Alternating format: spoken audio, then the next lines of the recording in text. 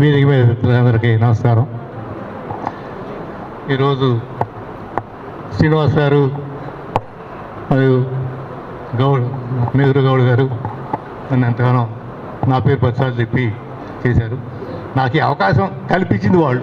ఇది వాళ్ళకి సహాయం చేయాలి అని నాకు ప్రోత్సహించి వీళ్ళు సహాయాన్ని అర్హులు అంటే పంపించింది వాళ్ళు.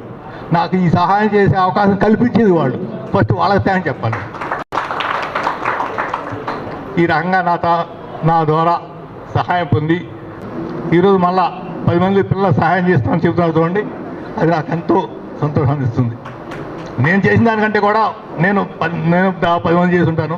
ఆ 10 మంది 100 మంది చేస్తానంటున్నారు. అది ఇంకా ఎంతో సంతోషాన్ని ఇస్తుంది.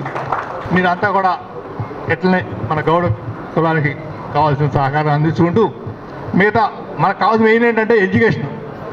మనలో ఎడ్యుకేషన్ లేకపోవడం ఎంతకాలం వెనకబడి ఉండడానికి కారణం. కాబట్టి ఎడ్యుకేషన్ ప్రోత్సాహం ఇవ్వండి. ఎడ్యుకేషన్ నీ తర్వాత ఎవరైనా చదువుకుంటానని వస్తే చదువుకోలేని స్థితి వాళ్ళని చదివించండి. అదే నా కోరిక.